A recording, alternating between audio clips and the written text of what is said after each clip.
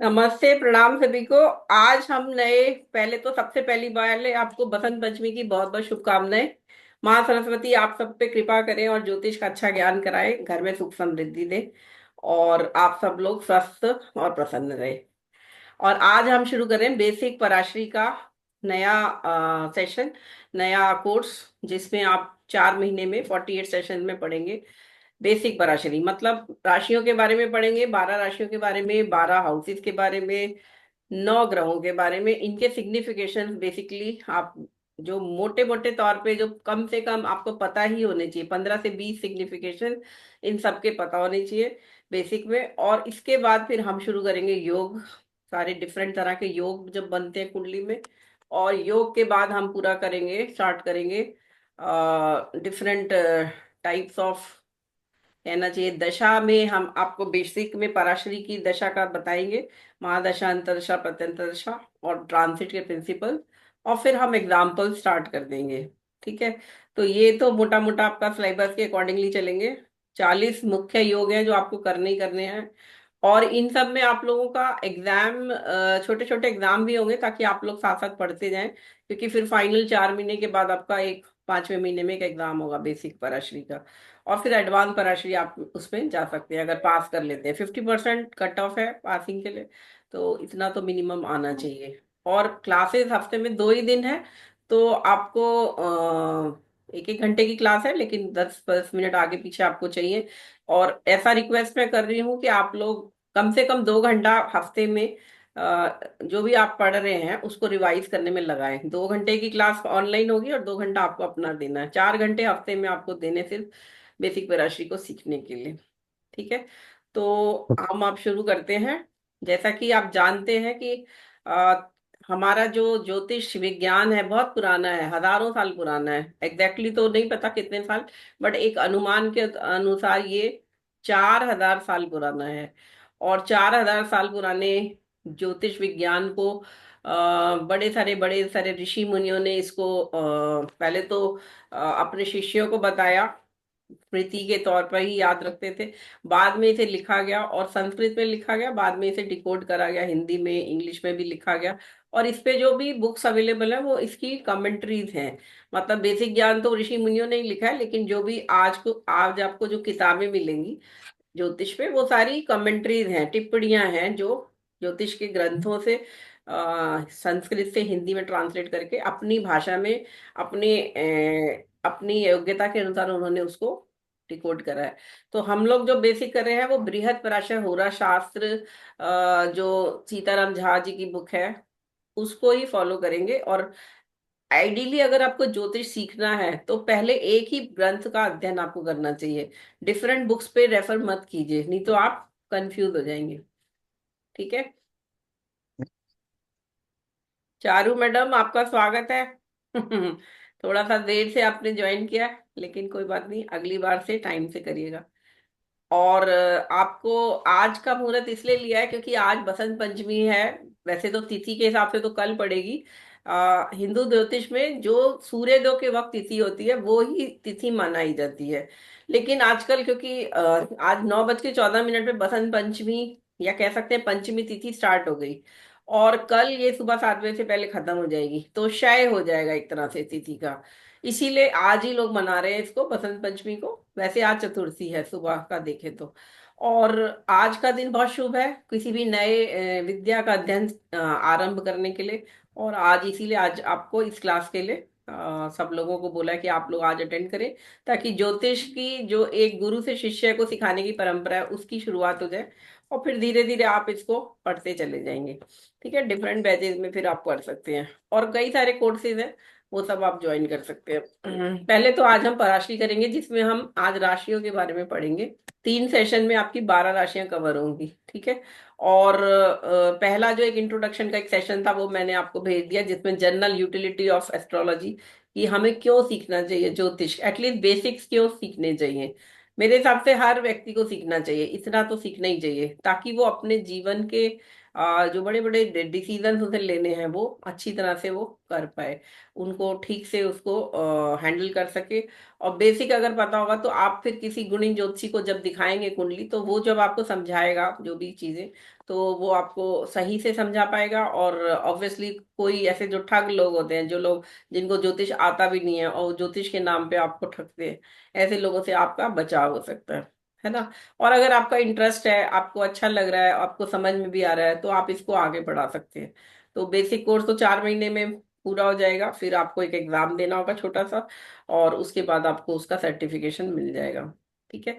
तो डिटेल में तो ज्योतिष ज्ञान ऐसा ज्ञान है कि आपको कम से कम हमारे गुरुजी तो कहते हैं 300 साल पढ़ जिंदा रहे कोई व्यक्ति, और रोज 10 घंटे पढ़े, तब जाके वो प्रॉपर जितना ज्योतिष का ज्ञान है वो अवेलेबल वो समझ पाएगा।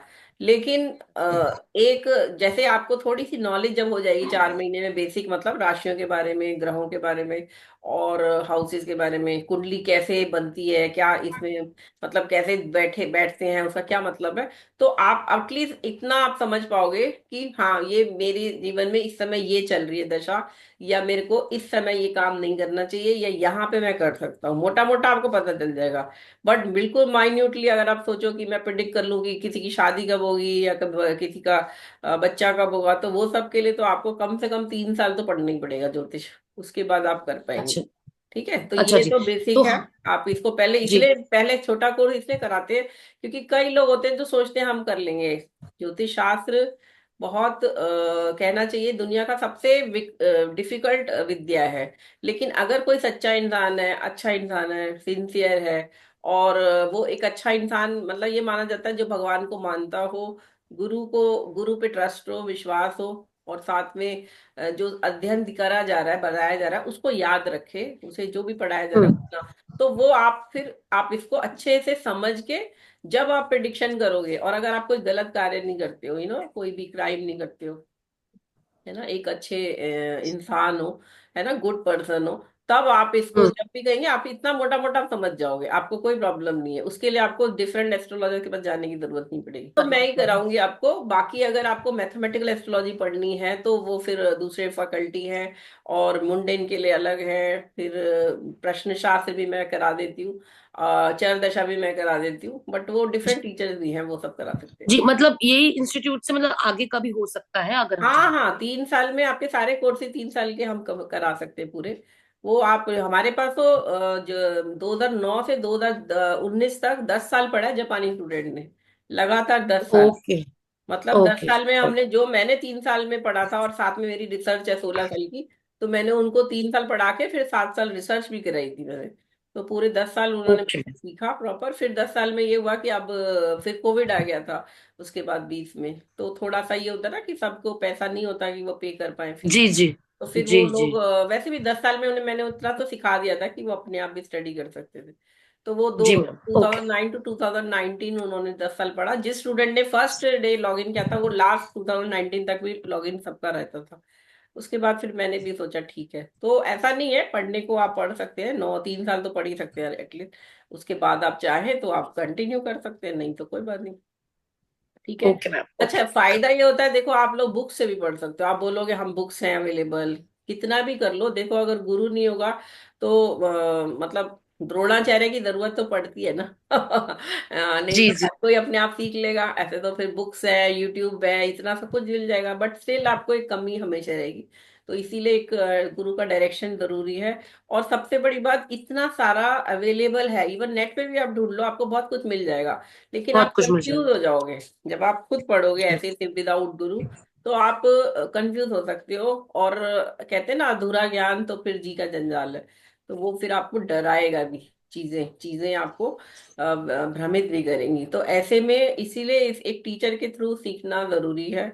और मैं अपने आप को गुरु नहीं कहूंगी, मैं भी टी स्टूडेंट ही हूँ, मैं रिसर्च स्टूडेंट हूँ, सीनियर स्टूडेंट हूँ, बिकॉज हमारे गुरु जी श्री के एन राउतर जो है 93 ईयर्स के हैं, और ऑब्वियसली उनके बारे में सारी दुनिया जानती है कि विश्व के प्रख्यात ज्योतिषी हैं, रिटायर्ड आईएएस ओके। ऑफिसर है।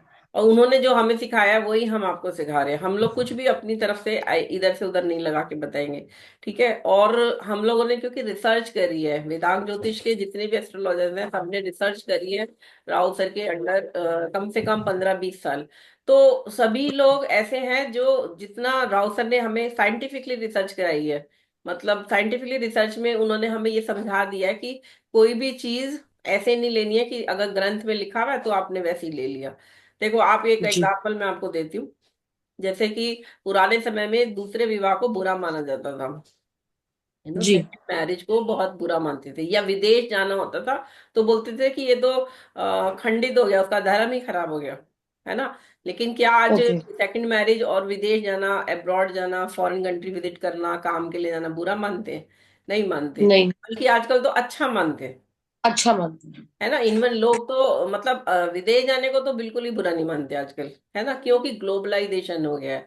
और आजकल खान देखो, पुराने समय में खाना वगैरह नहीं मिलता था ना, वेजिटेरियन फूड नहीं मिलता था विदेश में। आजकल तो सब जगह सब अवेलेबल है चीजें।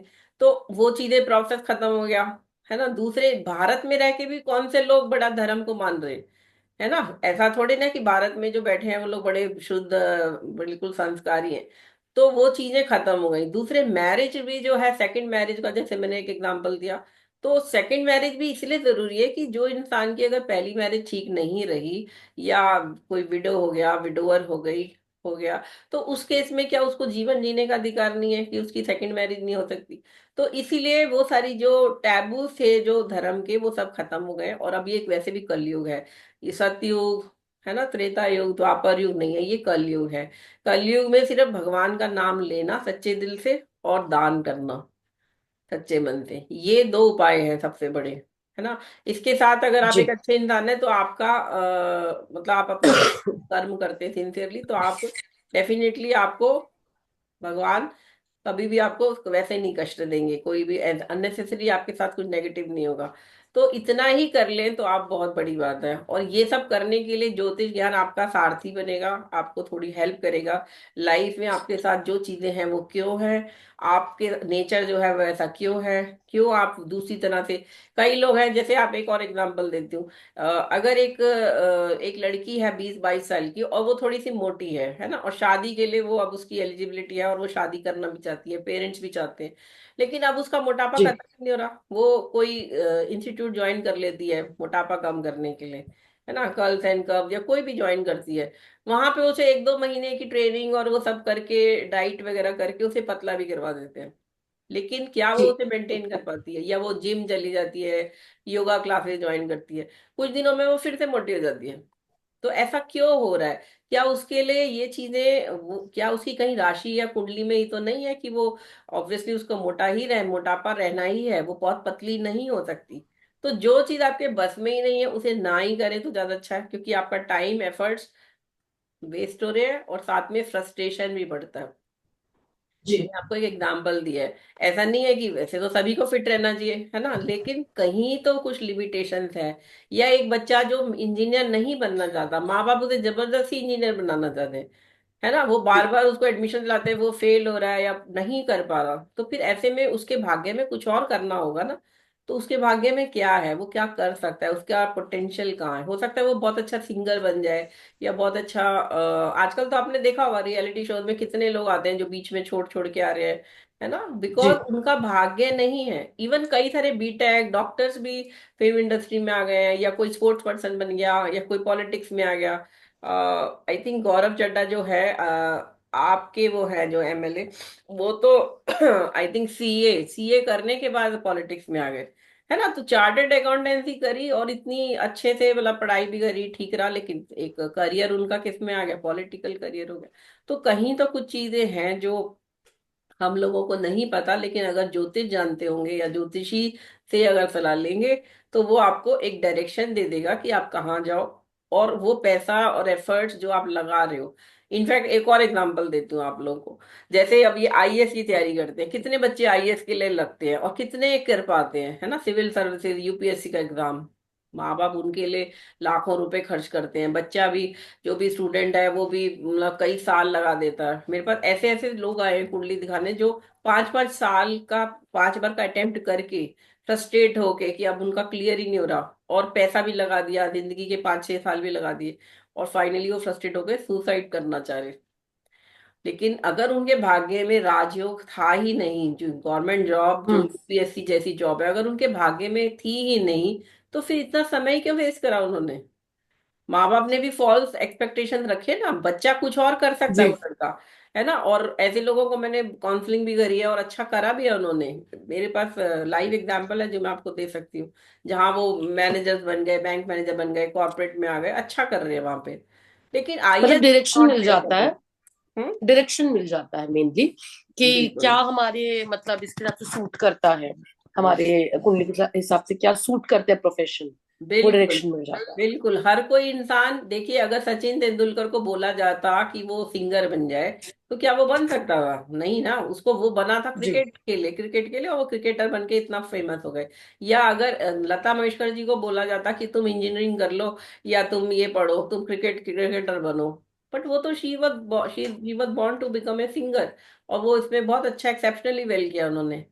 तो हर इंसान की कुछ ग्रह जो दशा है, कुंडली में जो ग्रह बैठे हैं, राशियां हैं, वो आपको डिफरेंट तरीके से बताती हैं कि कैसे आपको जी। चलना है। आप लोगों को कोई क्वेश्चन पूछना है अभी, आपके मन में पहले से कुछ हो? हाँ, नहीं मैडम। प्रसाद जी और चारू मैडम। नहीं मैम। नहीं मैडम, अभी तो नहीं।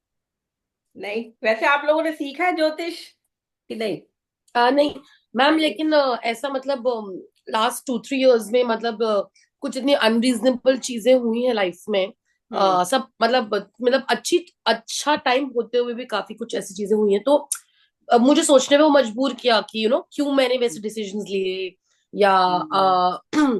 क्यों ऐसा मतलब मुझे गाइडेंस नहीं मिला। फिर कभी जैसे किसको दिखाया, आजकल पता है आपको एस्ट्रोटॉक है, पंडित जी है, तो बहुत हाँ। एस्ट्रोलॉजर्स रहते हैं उसपे, तो उसमें ऐसे भी मिल जाते हैं जो मतलब इतने खास नहीं होते, और कुछ अच्छे भी मिल जाते हैं। तो मेरा ऐसे एक से मतलब मेरा इंटरेक्शन हुआ, 3-4 लोगों से मैंने इंटरेक्ट किया था, तो उसमें एक से मेरा इंटरेक्शन हुआ जिससे मुझे कुछ चीजें पता चली। देन आई रियलाइज्ड कि ओ, तो एकदम सही कह रहे हैं, क्योंकि उसी वक्त ये हुआ था, या ये दशा के वक्त ही ये हुआ था। हम्म। मुझे पहले पता होता तो शायद मैं उस वक्त वो हम्म। चीजें नहीं करती, देखिए मैं फाइनेंशियली आपको एक बात डिसीजन बता दूं, लेती। अगर आप लोग वैसे ये बात सबको पता हो तो ज्यादा अच्छा है। आज आपकी क्लास के माध्यम से बताती हूँ कि हिंदुओं में 100 करोड़ हिंदू हैं दुनिया में, या भारत में समझिए, तो भी 50 करोड़ से ऊपर लोग नहीं मानते ज्योतिष को, या नहीं दिख जाते ज्योतिषी के पास, है ना। जी पचास जी करोड़ में से भी जो जो मानते भी हैं, वो लोग जाते नहीं ज्योतिषी के पास, जब तक कि उसके पास कोई प्रॉब्लम ना है, उनको कोई लाइफ में क्राइसिस ना हो, है ना। और जो हिंदू मैरिज के लिए भी जाते हैं, मैचिंग वगैरह कराने, कुंडली दिखाने कि शादी कब होगी, या शादी की मैचिंग, उसमें भी वो 5-6 करोड़ या ज्यादा से ज्यादा 2-4 करोड़ लोग मैच करते होंगे, जनरली लोग कर लेते हैं, बस मुहूर्त पूछा, शादी का, लड़का ठीक है, लड़की ठीक है। लेकिन जब अचानक डेथ हो जाती है किसी की, दोनों में से, या कुछ और मिस हो जाती है ना, मतलब चलो लड़की भाग गई छोड़ के अगले दिन, या कुछ और हो गया, ऐसे बहुत ऐसे केसेस है, तब फिर वो क्राइसिस बहुत बढ़ जाता है, तब लगता है कि हाँ दूसरी मैरिज के लिए अब सारी चीज देखी जाए। तो मेरे हिसाब से एक अच्छे हिंदू परिवार को हमेशा 12 साल तक तो कुंडली वैसे ही नहीं देखते बच्चे की, बस बच्चे की जी कुंडली देखी जाती है उसकी हेल्थ के लिए, कि हेल्थ ठीक रहे, ठीक है, वो बाला रेश वो सब देखे जाते हैं।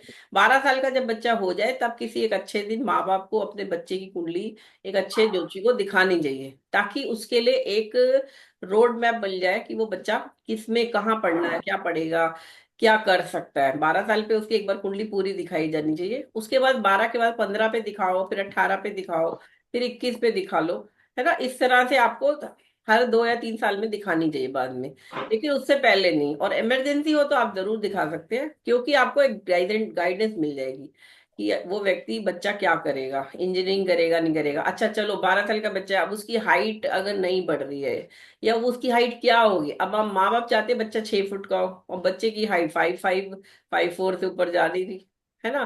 तो अब वो जी उसके लिए बहुत सारी चीजें कर रहे हैं, है ना, ये करो वो करो, बच्चे को डांट लगा रहे हैं, ये नहीं खा रहा वो नहीं खा रहा। अब वही उसकी कुंडली में अगर योग है कि वो मीडियम हाइट का या स्मॉल हाइट का ही रहेगा, वो कुछ नहीं कर सकते आप कितना भी कर लो, है ना। जी मैं जी। आपको अपना तो वही, इसी एग्जाम्पल। जैसे आपने पूछा कि क्यों, तो इसी वजह से इंटरेस्ट आया कि हम्म। कुछ बातें मुझे उस हिसाब से मतलब ठीक लगी। तो मुझे ऐसा लगा कि अच्छा, मुझे अगर थोड़ा पहले पता होता तो शायद मैं वैसे फाइनेंशियल डिसीजंस नहीं बिल्कुल। लेती, या मैं वैसे हम्म। पर्सनल डिसीजंस नहीं लेती लाइफ में। तो मुझे लगा कि ठीक है, अब जो हो गया, तो बट एटलीस्ट अब मैं अपने परिवार के लिए थोड़ा सीख लूं, मेरे हस्बैंड या मेरे बच्चे के लिए। तो उस हिसाब से थोड़ा सा सही रहेगा आगे डिसीजंस लेने के लिए लाइफ में। तो हम्म। इस वजह से मेरा इंटरेस्ट आया कि मैं नहीं, बिल्कुल, इसी। एक परिवार में किसी एक को भी आता हो तो हेल्प हो जाएगी।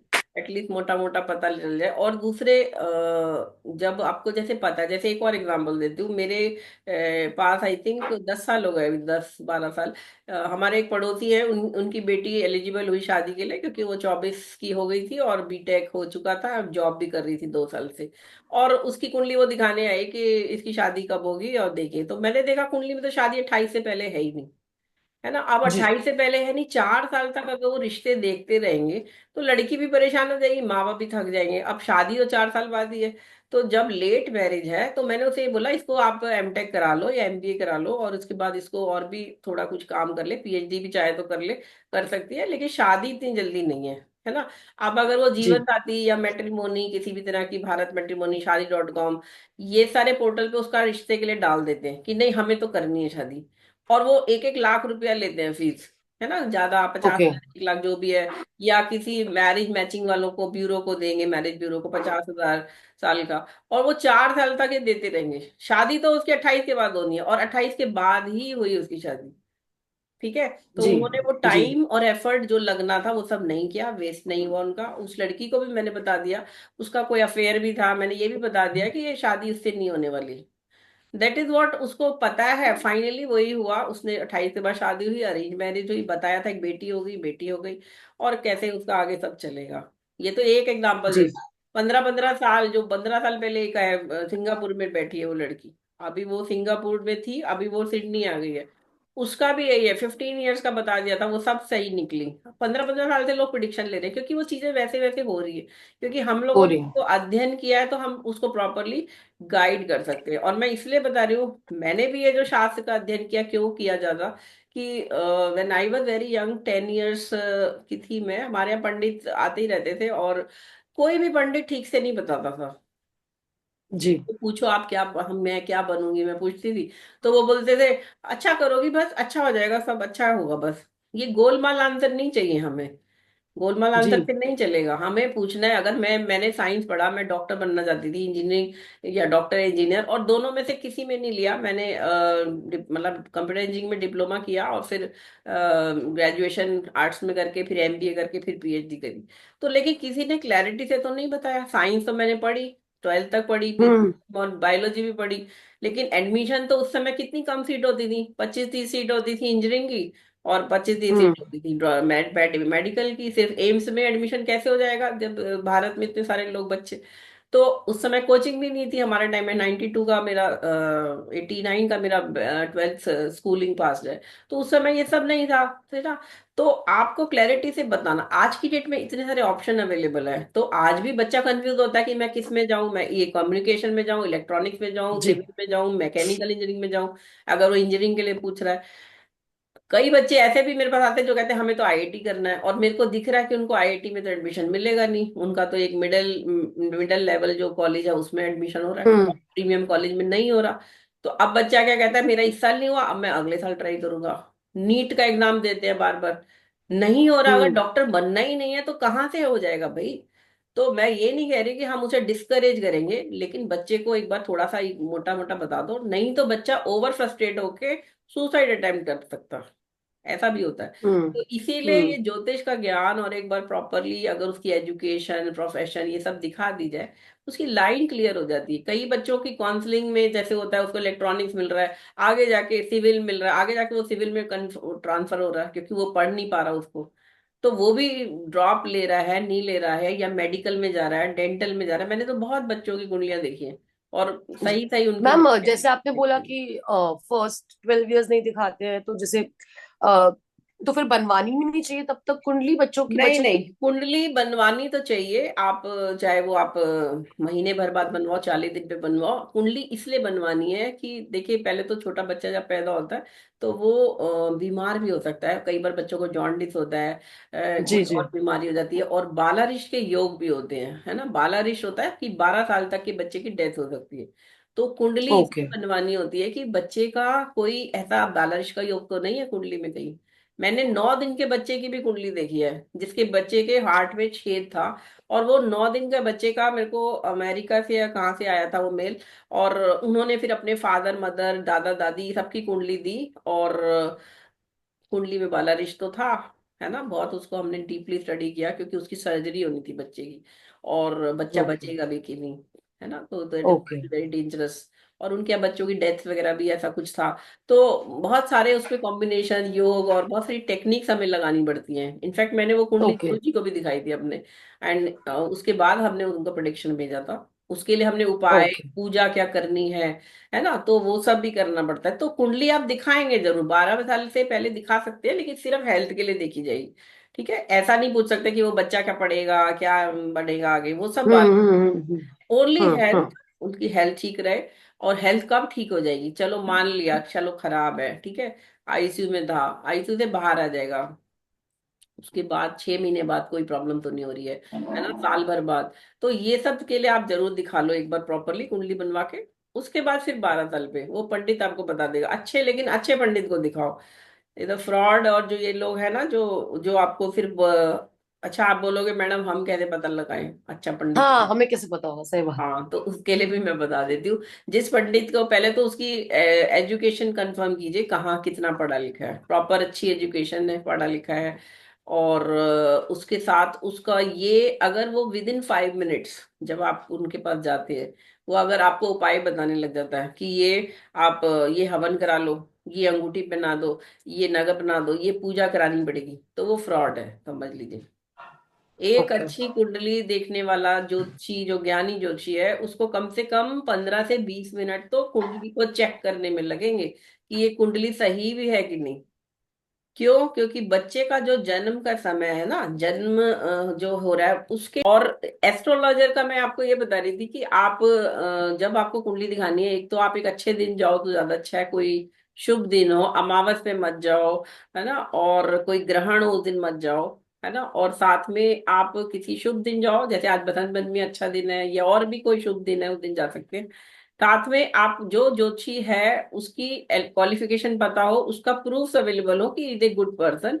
ऐसा नहीं हो कि कोई ऐसी अपना, देखिए, कोई भी अपना बोर्ड लगा के बैठ जाएगा तो ज्योतिषी नहीं है। उसकी अपनी क्वालिफिकेशन, उसका प्रोफेशन, उसके फैमिली में सब ठीक ठाक है, कोई क्राइम रिकॉर्ड नहीं है, कोई बैकग्राउंड। क्योंकि मेरे को ऐसा भी पता चला है, अभी कुछ लोग बिना ज्योतिष पढ़े भी, कुछ मुसलमान हिंदू बन के, ज्योतिषी बन के लोगों को पैसे ठगने का कार्य कर रहे हैं, जो है भी नहीं, और ना उन्होंने पढ़ा है। ज्योतिष का ज्ञान तो चलो मुसलमान भी कर सकता है, कोई भी धर्म का व्यक्ति कर सकता है, लेकिन वो एटलीस्ट उसे ठीक से तो अध्ययन करे।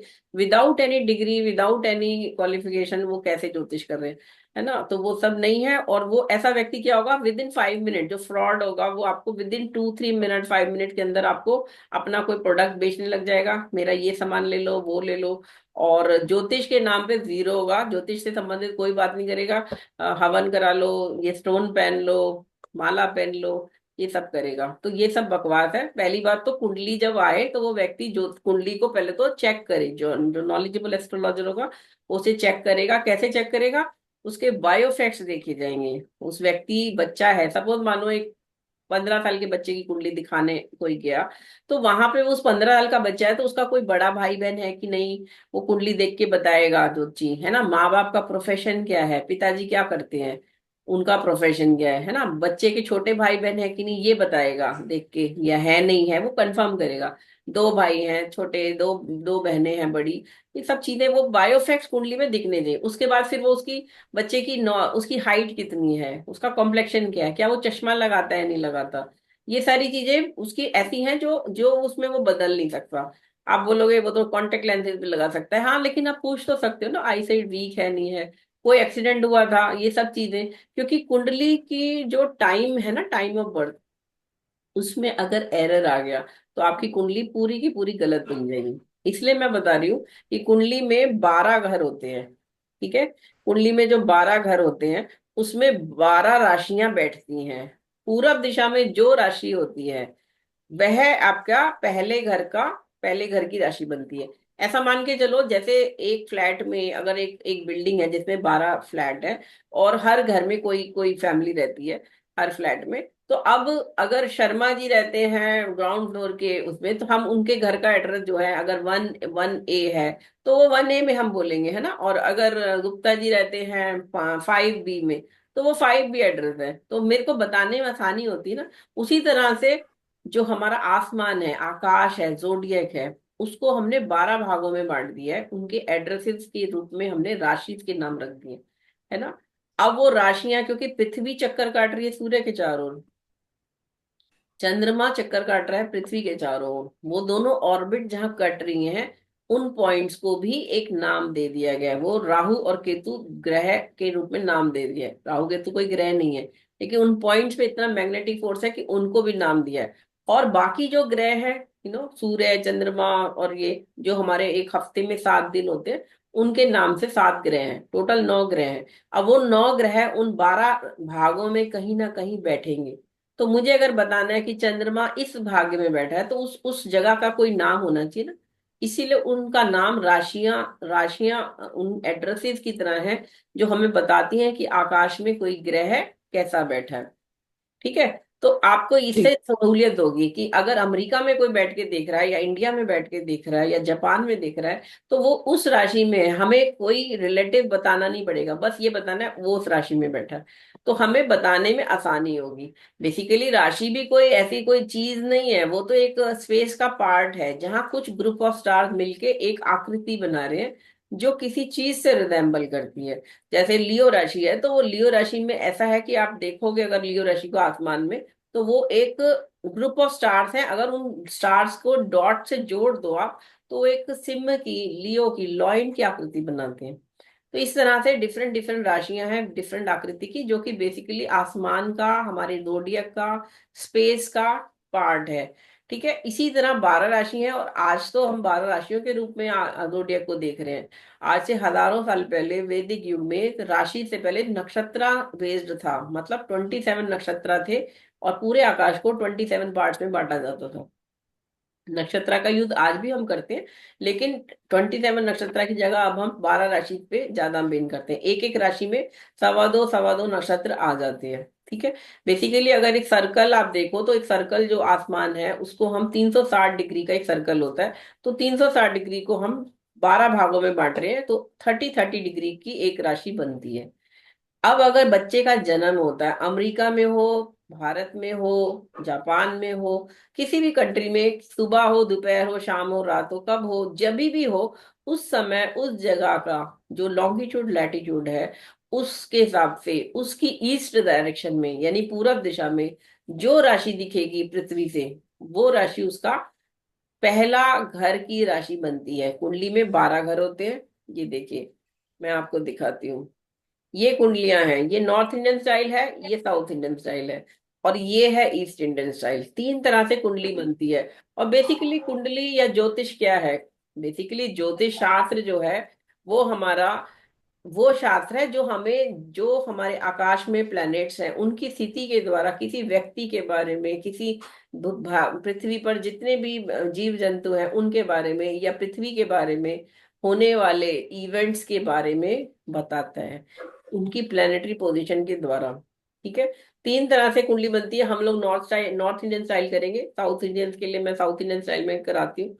यहाँ नॉर्थ इंडियन स्टाइल में आप ये देख रहे हो, ये वाली जो है चारू मैडम, यहाँ पे ये देखिए, ये रोम्बस बने हुए हैं, है ना। 4 रोम्बस के जी। केंद्र में बैठे बैठे हैं ये 4, 1 2 3 4।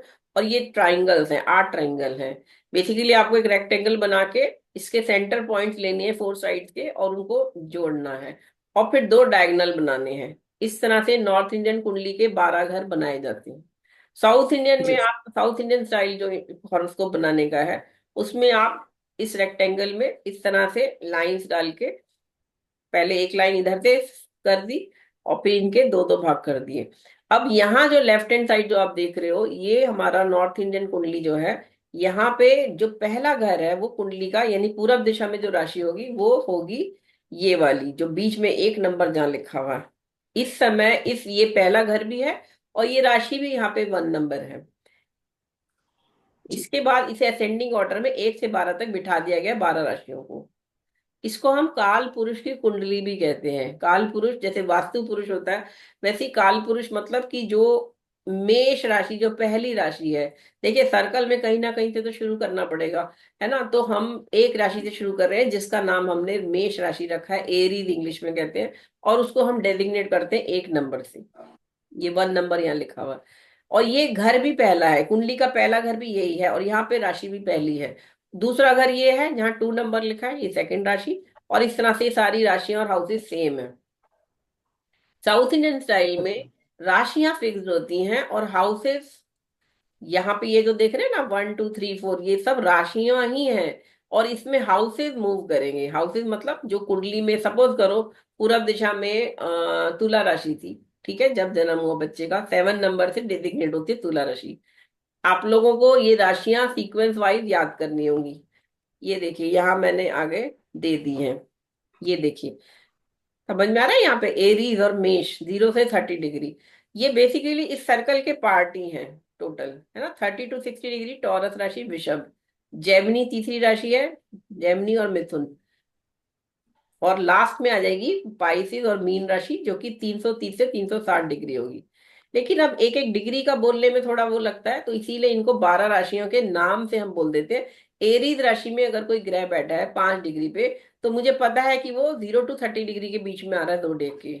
अगर मैं बोलूंगी लिब्रा राशि में कोई ग्रह बैठा है 10 डिग्री का, तो मुझे पता है कि जोडियक में वो 180 से शुरू हो रही है, 180 से 210 पे जाती है तुला राशि आसमान में। तो उसमें वो 10 डिग्री पे बैठा, तो उस प्लैनेट का लॉन्गिट्यूड क्या होगा, 190 डिग्री, अगर मैं सोचूं जोडियक के हिसाब से।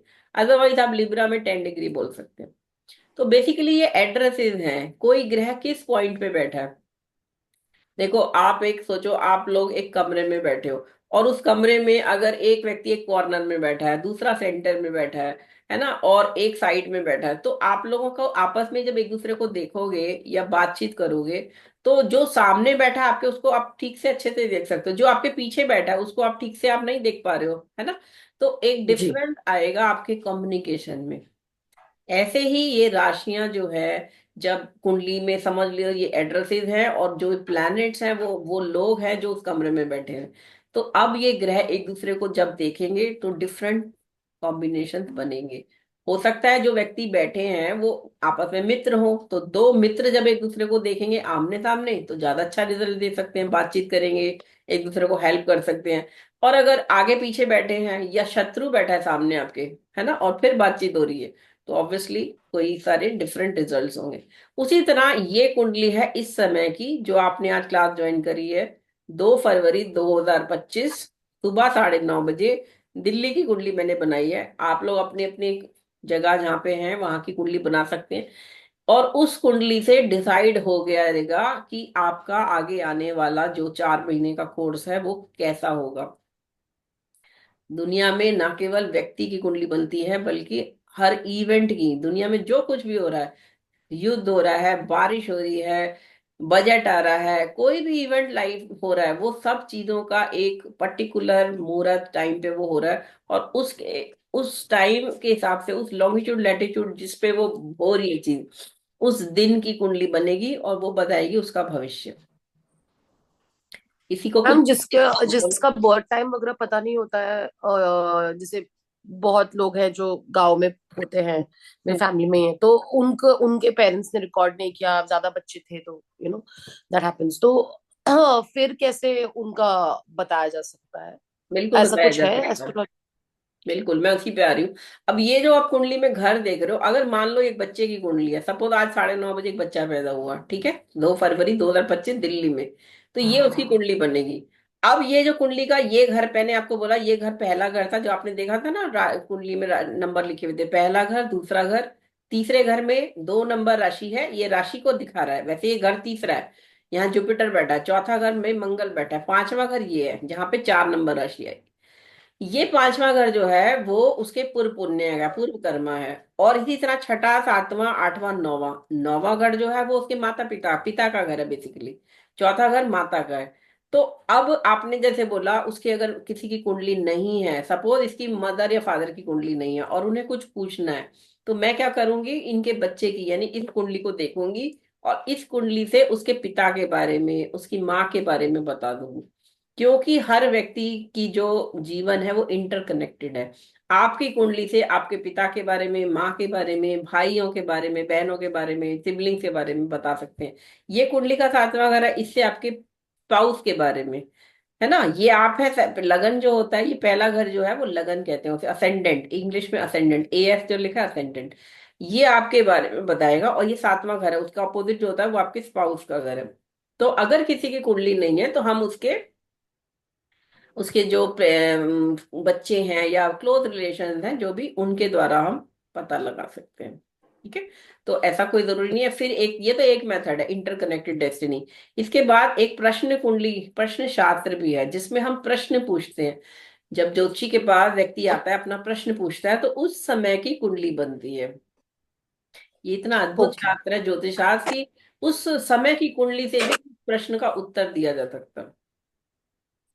इतना ब्यूटीफुल रिजल्ट्स आते हैं, मतलब जहां पे हमें नहीं पता होता कि व्यक्ति की कुंडली नहीं है अगर हमारे पास, तो हम उसके प्रश्न का उत्तर उस समय की कुंडली बना के दे सकते हैं और बिल्कुल सटीक आंसर आता है, बिल्कुल एग्जैक्ट।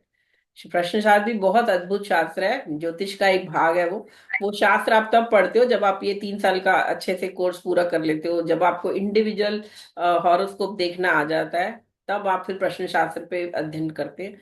इसी तरह मुंडेन एस्ट्रोलॉजी है। मुंडेन एस्ट्रोलॉजी यानी कि जो देश विदेश के बारे में, है ना, जो दुनिया के बारे में बताती है, जो ग्रुप ऑफ पीपल के बारे में बताती है। अब बताओ, ये अमेरिका में एक प्लेन का वो एक्सीडेंट हो गया है ना, और जहाँ पे काफी लोग मर गए, वो क्रैश हो गया हेलीकॉप्टर और एरोप्लेन प्रेसिडेंट हाउस के पास, है ना। तो वो कैसे उन सबका भाग्य है, सारे इतने सारे लोग एक साथ मर गए, या कोई युद्ध हो रहा है, या बारिश हो रही है ना, ये सारी चीजें एक इंडिविजुअल के लिए नहीं है, ये सब ग्रुप के लिए है, या एक देश के बारे में है। तो उस शास्त्र को जिसके द्वारा हम इन सब के बारे में एक साथ प्रिडिक्शन कर सकते हैं, या जैसे कोविड हुआ, है ना, ये सब चीजें, या महंगाई है, या बारिश हो रही, ये सब चीजें हम मेदनी ज्योतिष में आती हैं। मेदनी या मुंडेन एस्ट्रोलॉजी इंग्लिश में कहते हैं। वो शास्त्र भी आप तब करेंगे जब आप 3 साल का इंडिविजुअल कोर्स और उसको जो देखना जातक शास्त्र है वो पढ़ना सीख जाएंगे। उसके बाद आप मेदिनी ज्योतिष सीख सकते हैं। और उस पे भी प्रिडिक्शन की जाती है, उसमें उस देश की कुंडली बनती है। अब जैसे अब अच्छा, ऐसे वर्षफल भी है, ज्योतिष शास्त्र का एक भाग वर्षफल है। वर्षफल से आप उस वर्ष के बारे में, उस व्यक्ति के बारे में क्या क्या उस वर्ष में होगा वो बता सकते हैं। वो तो आप इस 3 साल के कोर्स में सीख जाएंगे वर्षफल। कई तरह की दशाएं हैं हमारे पास ज्योतिष में, है ना। बृहद पराशर उरा शास्त्र तो है ही, जिसमें हम आपको पराशरी तो पढ़ाई जाएगी, साथ में आपको चर दशा है, योगिनी दशा है ना, मंडूक दशा है, बहुत सारी दशाएं हैं हमारे पास, बड़े सारे मेथड है। हिंदू ज्योतिष इतना विकसित सुपर साइंस है ये, मानिए। अब आप बोलोगे वेस्टर्न साइंस में ऐसा है, चाइनीज ज्योतिष में ऐसा है, वो लोगों के जो शास्त्र हैं वो कंप्लीट नहीं है, वहां पे वो सिर्फ उस व्यक्ति के बारे में, नेचर के बारे में बता सकते हैं।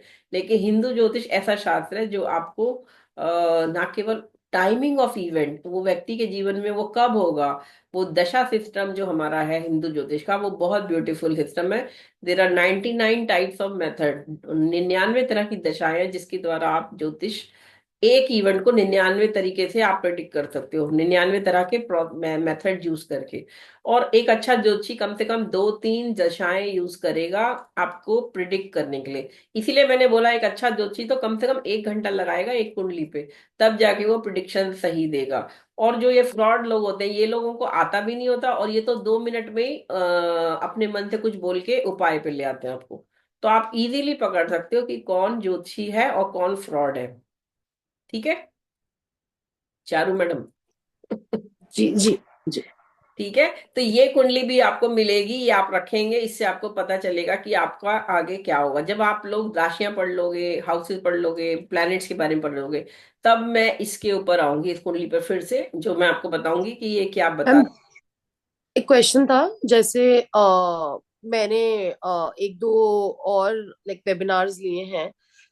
जैसे कुछ और भी होते हैं, जैसे ऑकल्ट साइंस ऑफ इंडिया एक प्लेटफॉर्म है, और एक दूसरा और एक है ऋचा शुक्ला जी का, या मैं हम्म। और नाम नहीं लूंगी, मतलब एक दो और है। तो उनका जैसे रहता है कि हाँ भाई इतने कोर्सेज रहते हैं, या इस कोर्स के बाद जैसे ऑकल्ट साइंस में तो वो कहते हैं कि occult science of India institute जो है, उनका तो ये कहना होता है कि भाई बेसिक के बाद आप हम आपको प्लेटफॉर्म देते हैं कि आप एक बेसिक प्रैक्टिस भी कर सको, ऐसा वैसा। तो हमारे इधर वेदांग ज्योतिष में ऐसा कुछ है, या हम लोग बिल्कुल, सिर्फ आप एक बिल्कुल कर सकते हैं अगर आप बेसिक एस्ट्रोलॉजी और उसके बाद ये पूरा कर लेते हैं, एडवांस वाला कोर्स चार दशा पूरा कर लेते हैं, एटलीस्ट तीन कोर्सेज पूरा कर लेंगे तो आप प्रैक्टिस कर सकते हैं। आपको शेयर कर दिया जाएगा, वो आप कर सकते, even you can earn also. अगर आप अच्छा कर रहे हैं तो you will be paid also for that. ठीक है। जो 3 कोर्सेज के बाद होता है, हाँ, enough. At least three three courses, मतलब कम से कम एक साल का आपको 4 4 महीने के तीन कोर्सेज पूरे करके पास करना है अच्छे मार्क्स से। और फिर आपका जो अच्छा प्रिडिक्शन अगर आ रहा है वो तो पता चल जाता है कौन कितना नॉलेज उसको अच्छे से यूज कर रहा है, उसके बाद आपको मिल जाएगा। वो तो हमारे मेरे बहुत अच्छे स्टूडेंट्स हैं, बहुत अच्छा कर रहे हैं, जो अंकित है, आशीष है, they are earning well also, बहुत अच्छा, मतलब बहुत ही अच्छा कर रहे हैं। I am very happy with their performance. तो वो ऐसे कुछ है, लेकिन सब बच्चे नहीं कर पाते, 10 में से 1 2 सही बात है। होते हैं। हाँ, बहुत कम कर पाते लोग, क्योंकि एक तो उनका नहीं, अपना मतलब जो अगर डेडिकेशन वो कह चाहिए। रहे हैं कि आप एक कोर्स बेसिक करके कर पाओगे, तो वो एक्चुअली उतना सही नहीं है, क्योंकि आप बेसिक करके उतना समझ नहीं पाओगे। तो उनके बिल्कुल, पे मतलब बेसिकली तीनों कोर्स करने चाहिए, या फिर उस लेवल पे, मिनिमम उस थ्री लेवल तक करने कोर्सेज चाहिए। करने पे तो कुछ समझ में आएगा आपको। देखो, मैं ये नहीं कह रही होने को, आपको हो सकता है पहले से नॉलेज भी हो, लेकिन फिर भी मेरे हिसाब से हमारे उसमें कम से कम 3 कोर्सेज आप करोगे तब जाके मुझे भी समय कॉन्फिडेंस आएगा कि हाँ आप अच्छा कर रहे हो, then I will be giving you ना लाइव केसेस। तो मेरे हम्म। पास तो बहुत कुंडलियां आती है डेली की, है ना। वी कैन, हम्म। हमारे एस्ट्रोलॉजर भी बहुत सारे हैं, मतलब ऑब्वियसली काम तो इतना है करने को, तो सबको काम मिलेगा, और अच्छा करोगे तो डेफिनेटली आपको प्रेज भी मिलेगी। लोग आपको ही रेफर करेंगे कि हमें इनसे ही लेनी है प्रिडिक्शन, है ना। तो वो तो जी। बिल्कुल सही बात है, बट पहले डेडिकेशन। बट हाँ, मतलब एक जेन्युइन एक जो आप है वो केस बता रहे हैं, तो मतलब वो जो बताते हैं कि आप बेसिक करने के बाद शुरू कर सकते हैं, वो तो जरूरी नहीं कि वो एक्चुअली वर्कआउट करे, क्योंकि बेसिक में उतना देखिए, कवर ही नहीं मैं तो होता। बोलूंगी ये सब उनके, वो तो कमर्शियली वो सब जो कर रहे हैं वो मत करो। हम्म। तो शास्त्र ऐसा शास्त्र है, अलंकार 1 साल का मिनिमम है, फिर आचार्य 1 साल का है, उसके बाद आपको महर्षि है, मतलब आपको कम से कम 2 3 साल, इवन हमारे गुरुजी क्या बोलते हैं, कम से कम 10 साल लगेंगे आपको पढ़ने के बाद अच्छे प्रिडिक्शन को। और कुछ कुछ लोग बोलते हैं 5 साल मिनिमम चाहिए पढ़ना, जो एक प्रॉपर पढ़ो ज्योतिष को 5 साल, उसके बाद आप प्रिडिक्शन शुरू करो कमर्शियली, मतलब अगर करना है पेमेंट। आप प्रैक्टिस जरूर फ्री फ्री में करो तो करो, नो इशू। लेकिन जो हम्म। एक अगर आपको कमर्शियली अर्न करना है तो फिर 5 साल मिनिमम आप प्रैक्टिस के बाद करेंगे। क्योंकि आजकल प्लेटफॉर्म्स बहुत हो गए ना, पंडित जी हो बिल्कुल, गए, नहीं, एस्ट्रो टॉक हो गया, मैं एस्ट्रो ये योगी देख हो रही हूँ, गए। इवन टैरेट कार्ड वाले भी वो चाहते हैं कि हम बस 5 6 महीने का 6 महीने का कोर्स करें और फिर हम शुरू कर दें। ऐसा नहीं है, हम्म। ये शास्त्री सबसे डिफिकल्ट है, लेकिन अगर ये करोगे तो इतने सुंदर ब्यूटीफुल रिजल्ट्स हैं कि बहुत। अब आपको मैं एक और एग्जांपल देती हूँ, आज चलो आज हम राशि हम अगले उसमें भी कवर कर लेंगे अगर टाइम नहीं बचा तो कोई बात नहीं। तो मैं एक और एग्जांपल देती हूँ, मेरी 2010 की या 11 की बात है। मेरी गाड़ी पुरानी हो गई थी, और मेरे को हर घर में सब लोग कह रहे थे 5 साल से ऊपर हो गए, न्यू गाड़ी ले लो। ठीक है, नई गाड़ी मैं ले सकती थी आराम से, I have been a banker, 28 साल बैंक में काम किया, मैनेजर। तो मैंने कहा ठीक है, वो तो मुझे पता है, बट अभी समय ठीक नहीं है, अगले साल मैं लूंगी, अभी इस साल तो भाई एक्सीडेंट का योग है। तो अभी तो मैं नहीं लेना चाहती, मेरी गाड़ी खराब हो जाएगी और मुझे भी लग सकती है, मैं क्यों नई गाड़ी पे हुए। और वही हुआ, मैंने एक्सीडेंट नहीं मारा, मेरी गाड़ी रेड लाइट पे खड़ी थी, और पीछे से आके एसटीम ने हिट किया, आगे स्कॉर्पियो खड़ी थी, मेरी गाड़ी मारुति उसके अंदर आगे सैंडविच हो गई। आगे का बोनट भी टूट गया, पीछे की भी सारी लाइट्स टूट गई, पूरा बोनट हट गया। मतलब पूरी गाड़ी का इतना नुकसान हुआ था कि 6 7 हजार का आराम से खर्चा था। और ऑब्वियसली गाड़ी टूटेगी तो हम्म। भी होगा। बट हम्म। मेरे को पता था तो मैं उपाय भी कर रही थी, तो मुझे कोई नुकसान नहीं हुआ। I was doing part also, तो मेरे को ये पता होने से फायदा हुआ ना कि मेरी गाड़ी, जी जी। है ना। तो और सबसे बड़ी बात, जो उपाय मैंने किया उससे क्या फायदा हुआ कि जो जिसने मारा था पीछे से, उसने मेरे को 6,500 पूरे पेमेंट कर दिया, जितना मेरा उसमें लगा ठीक कराने में। ओ। उपाय ओके। करने से क्या फायदा हुआ, ये भी अब जब आपको पता है ये चीजें, तो आप ये करके आपका नुकसान भी नहीं हुआ। मुझे सिर्फ 1.5 दिन की प्रॉब्लम हुई, क्योंकि मेरे हस्बैंड उस समय अब्रॉड गए हुए थे, और मैं मेरे को उस दिन, जिस दिन सुबह हुआ था एक्सीडेंट 9:30 बजे इसको ऑफिस जाते हुए, तो मेरे को उस दिन फिर मैं अपने कलीग के साथ चली गई, वो गाड़ी तो टो करके ले गया मैकेनिक, मैकेनिक भी आ गया। और उस दिन शाम को ऑटो से आई, अगले दिन फिर ऑटो से ऑफिस गई, फिर शाम को फिर ऑटो से आई, तो 3 बार मेरे को जो 150 रुपये लगे, बस उतना मुझे नुकसान हुआ। 6,500 रुपये मुझे मिल गए, और मेरी गाड़ी भी ठीक हो गई पूरी, और वो दशा भी निकल गई, फिर वो फियर भी खत्म जी हो गया। जी उसके बाद मैंने फिर बाद में नई गाड़ी ले ली, एक्सीडेंट ले ली। जी तो मेरा मतलब ये, अगर आपको पता होगा तो आपका पैसा भी बचेगा, नुकसान बचेगा, और आप मेंटली प्रिपेयर्ड होगे, और फिर आप चीजों को सकारात्मक रूप से ले पाओगे, है ना। ये बहुत जी अच्छा केस है, जी मतलब मैं आप लोगों को शेयर भी कर दूंगी, आप चेक भी कर सकते हो, दशा, ट्रांसिट, सब चीजें।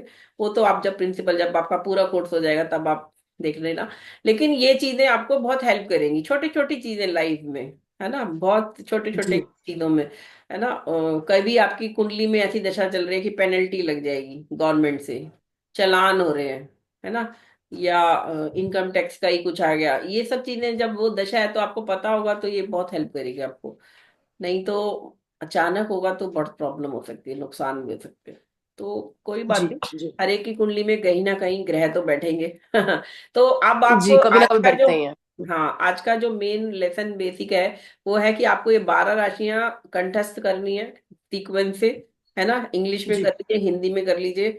पहली राशि के बाद दूसरी कौन सी राशि होती है, तीसरी कौन सी होती है, ये सब सीक्वेंस एटलीस्ट याद कर लीजिएगा, बहुत सिंपल है, 12 ही राशियां, है ना। और इसके बाद इन राशियों के बारे में हम आज शुरू कर लेते हैं।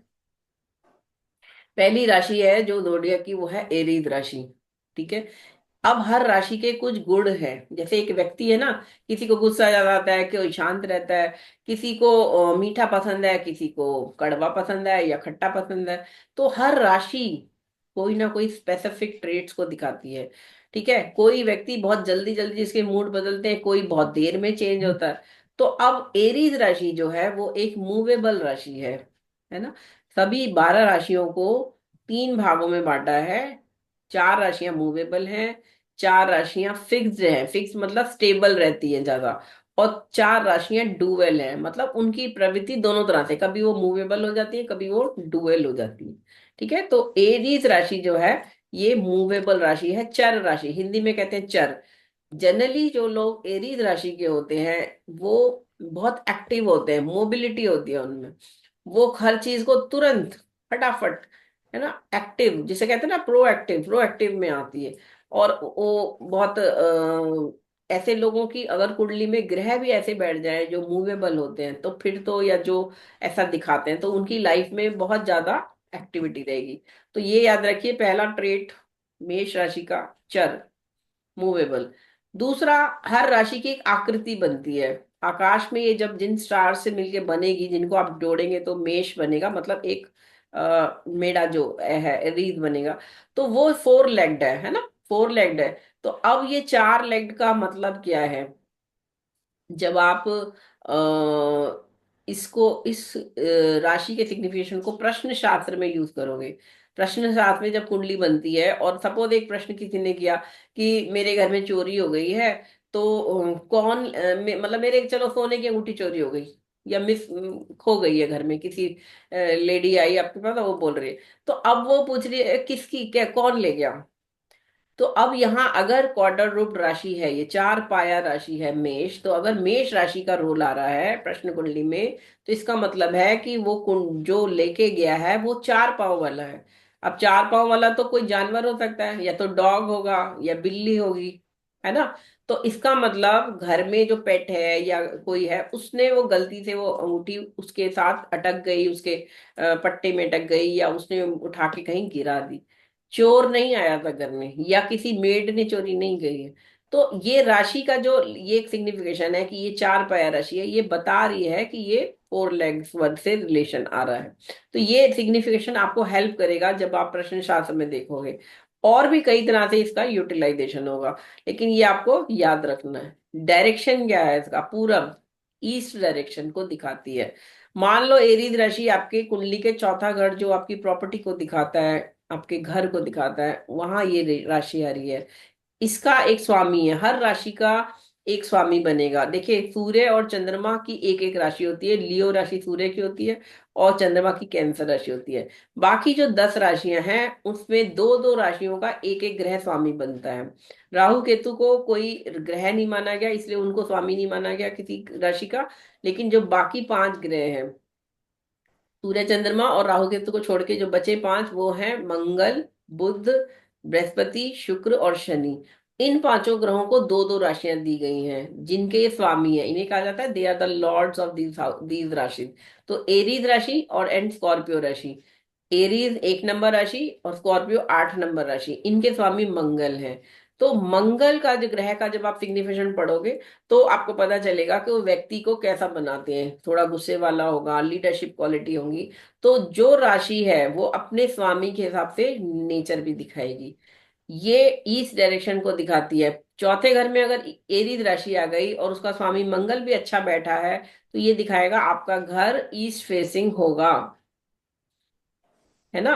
अगर इस राशि पे और कोई ग्रह का प्रभाव नहीं आ रहा और ये प्योरिटी से अपना सिग्निफिकेशन दिखा रही है कुंडली के चौथे घर पे, तो एरीज राशि आपका दिखाएगी कि आपका घर ईस्ट फेसिंग होगा। कई लोग मेरे पास अभी कल ही मेरे पास एक कुंडली दिखाने आए थे, जो कि वो पूछ रहे थे मैं। मैम जस्ट अ सेकेंड, जैसे हम्म। अभी तो हमें घर पता नहीं है, राइट? जैसे आप बता रहे हो तो फिर से हम रिलेट नहीं कर पा रहे हैं। तो मतलब तो क्या हम पहले घर पढ़ेंगे और फिर राशि पे? अगर आप राशि को घर से आप हमें बताओगे कि राशि नहीं का नहीं, घर मैं पे क्या आपको 12 राशियां पढ़ेंगे। पहले करा दूंगी, फिर इसके बाद हम सीधा हाउसेस पे जाएंगे, हाउसेस करेंगे। ठीक है, हाउसेस के साथ ही में एक एक घर, कौन सा घर क्या बताता है। उसके बाद हम ग्रह पे आएंगे, फिर हम ग्रह पे करेंगे। 3 क्लासेस आपकी राशि पे हो जाएंगी, एक क्लास आपकी हाउसेस पे है।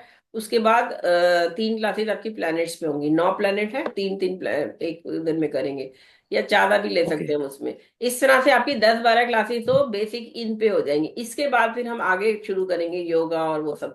तो आप बहुत अच्छे से सीखोगे। और ये नोट्स जो मैंने बनाए आपको बहुत सिंपल से बना के दिए, इसीलिए कि ये आपको जी हेल्प करेंगे, है ना। इसमें देखिए जी किताब में आप बृहत प्राचर और शादी खोल के देखोगे तो आपको बड़ा कॉम्प्लिकेटेड समझ में ही नहीं आएगा कि किस तरह से कौन सी राशि।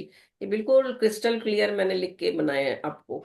ठीक है, इसमें ये राशि किसको दिखाती है? क्षत्रिय को दिखाती है। क्षत्रिय मतलब सभी राशियों को 4 भागों में, ब्राह्मण, क्षत्रिय, वैश्य, शूद्र, है ना। ये 4 जो हमारे धर्म कास्ट के सिस्टम है उसको बांटा है। अब आप बोलोगे कास्ट से वो मतलब नहीं है। देखिए, जन्म भी हिंदुओं में जो ये कास्ट सिस्टम आया था वो लोगों के कर्म के हिसाब से आया था, कि जो लोग जी, पढ़ने वर्ण लिखने वाले व्यवस्था। हैं, है ना, वो ब्राह्मण कहलाए, है ना, जो प्रीचिंग करेंगे या टीचिंग करेंगे।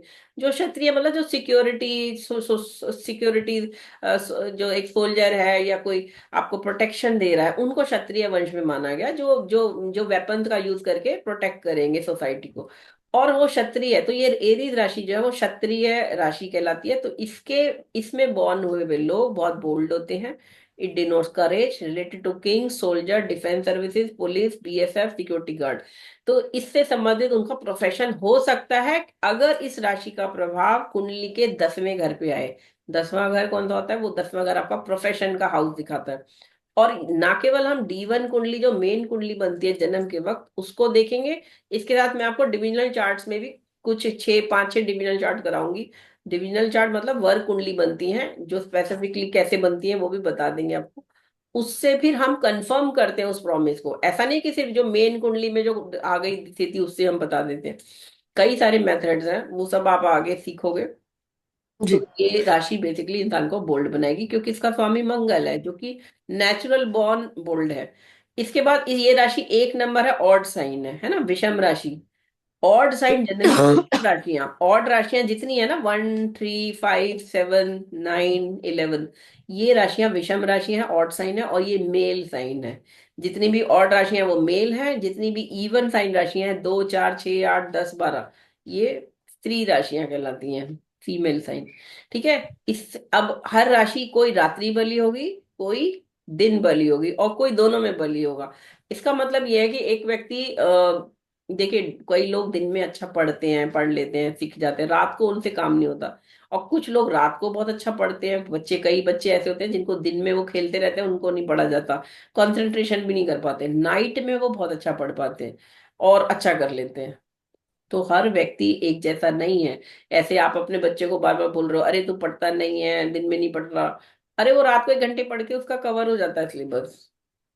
हर व्यक्ति अलग तरीके से है, उसके अंदर जो तत्व है, 3 तरह के तत्वों से हर व्यक्ति बना हुआ है, गीता में भगवान कृष्ण ने भी बोला है ना। तो वो व्यक्ति, उसकी कुंडली बताएगी वो क्या किस तरह से है। तो अगर मेष राशि लगन में आ रही है तो ये रात्रि बली है, they can work very well. ऐसे लोग नाइट ड्यूटी से बहुत अच्छा परफॉर्म कर सकते हैं। डॉक्टर्स हैं जो 36-36 घंटे काम करते हैं, वो लोग भी रात को ऑपरेशन रखते हैं इसलिए, कई लोग, क्योंकि वो उसमें कंफर्टेबल हैं ज्यादा, है ना। कई लोगों के लिए डे में नहीं है। तो आप ये मान के चलो ये राशि का रात्रि बलि। आयुर्वेदा में 3 तत्व, 3 भाग हैं, है ना, वात पित्त कफ। तो ये राशि किसको दिखाएगी? पित्त को दिखाएगी। एसिडिटी की जो प्रॉब्लम होती है, अगर ये अफ्लिक्टेड होगी राशि कुंडली में और ये इसका स्वामी पीड़ित है, तो ये पित्त आपका बढ़ जाएगा और इसकी दशा में आपको एसिडिटी से रिलेटेड प्रॉब्लम हो सकती है। तो ये इसलिए इसको आयुर्वेदा या मेडिकल एस्ट्रोलॉजी जब हम करते हैं, किसी की बीमारी जब हमें पकड़नी होती है, देखना होता है कुंडली में, तो ये उसको भी बताएगी। रजोगुण प्रधान राशि है, त्रिगुण यानी तामसिक, राजसिक और सात्विक। तो राजसिक राशि वाले लोग जनरली पावर पावर सेंटर्ड होते हैं, मतलब they want power, they they they need, मतलब वो, उनको आप बोलो साधु बन जाओ तो साधु नहीं बन सकता, वो उसको पावर चाहिए, है ना। हर इंसान आप एक से ऐसा ऐसा नहीं कर सकते कि कई बार ऐसे साधुओं के बेटे भी, बच्चे भी राजा बने हैं, और कई राजाओं के घर में पैदा होके, जैसे महात्मा बुद्ध ने छोड़ दिया है ना, अपने राजकुल को छोड़ के वो स्पिरिचुअलिज्म में आ गए। तो हर व्यक्ति अलग तरीके से है, लेकिन वो कैसा है वो कुंडली बताएगी। तो एरीज राशि वाले रजोगुण प्रधान होते हैं, त्रिगुण में से रजोगुण। ठीक है। एरीज राशि का ये लॉर्ड मैंने आपको बता दिया मंगल। इसकी जो फिजिक, अच्छा अब आपको मैंने बोला हाइट भी बता सकते हैं कुंडली देख के, कुंडली के देख के आपका आकार बता सकते हैं। तो बेसिकली मंगल जो इसका स्वामी है, ये आपको एक बिग फिजिक देगा, आपको लंबा चौड़ा बनाएगा। और कलर, मेष राशि वालों का रंग बहुत लालिमा लिए हुए रेडिश कलर का, थोड़ा सा व्हाइटिश कह सकते हो। वो देखिए, सिर्फ सिर्फ एरीज से मैं बता रही हूँ। अगर एरीज राशि के पर दूसरे ग्रहों का प्रभाव है तो वो चेंजेस आएंगे। जब आप प्लैनेट्स पढ़ोगे तब आपको समझ में आएगा कोई व्यक्ति गोरा क्यों है, काला क्यों है, गेहुआ रंग क्यों है ना। ये सब हमारी राशियां, प्लैनेट्स बताते हैं। Now it wonders in hills. आपका मकान कहाँ होगा? कई लोग कहते हैं ना हमें तो पहाड़ों पे लेना है मकान, कोई ग्राउंड पे कोई ले रहा है, कोई किसी को कैसे वाटर किसी रिवर के पास में लेना है, सी बीच पे लेना है, सी बीच के पास होना चाहिए मकान, बंगलो लेना है। क्या उसके भाग्य में है भी? उसके लिए देखना पड़ेगा। एरीज राशि दिखाएगी कि वह कहाँ रहेगा, हिल्स पे रहेगा, या उसकी पोस्टिंग कहाँ होगी। कई बार ट्रांसफर्स का जब हमें प्रिडिक्शन दिखना होता है, तब अगर उसकी एरीज राशि में बैठे हुए स्वामी की दशा आ रही है, या एरीज राशि का स्वामी कौन है, मंगल, उसकी दशा भी जीवन में चलने वाली है, तो वो उसकी पोस्टिंग किसी पहाड़ों वाले एरिया में हो सकती है, क्योंकि ये उसको हिल्स को दिखाती है। हमारी बॉडी के जो पार्ट्स है ना, उसमें एरीज से आप शुरू करेंगे, सर से, और पैर हमारे पाइसिस राशि पैरों को दिखाएगी। तो हमारी बॉडी का एक पार्ट जरूर एक राशि दिखाएगी, ये हेड को दिखाती है। जिन लोगों को हेडेक होती है या जिन लोगों को ब्रेन ट्यूमर होता है, इनकी कुंडली में एरीज राशि अफ्लिक्टेड होगी, एरीज राशि का स्वामी पीड़ित होगा, या एरीज राशि का संबंध आ रहा होगा लगन से। लगन आपका शरीर है, फिजिकल बॉडी, जो कुंडली का पहला घर होता है। तो एरीज राशि का रोल आपको देखना पड़ेगा। तो इसके लिए ये सब है ना। 1 मिनट। Sure. तो इसका इन्फ्लुएंस, अब राशियों का कोई एक राशि बेनिफिक है, एक मेलेफिक है, ये देखना है। ये राशि फायरी साइन है ना। मंगल जो है वो अग्नि तत्व है, और ये राइज होती है बैक से, पृष्ठोदया। जो इसके तारे अगर हम आसमान में देखना शुरू करेंगे ना इस राशि को, तो जब उदय होते हैं रात में, जब तारे उदय होते हैं, तो ये पीछे से जो इसकी बैक है, इसकी आकृति बननी शुरू होती है बैक से।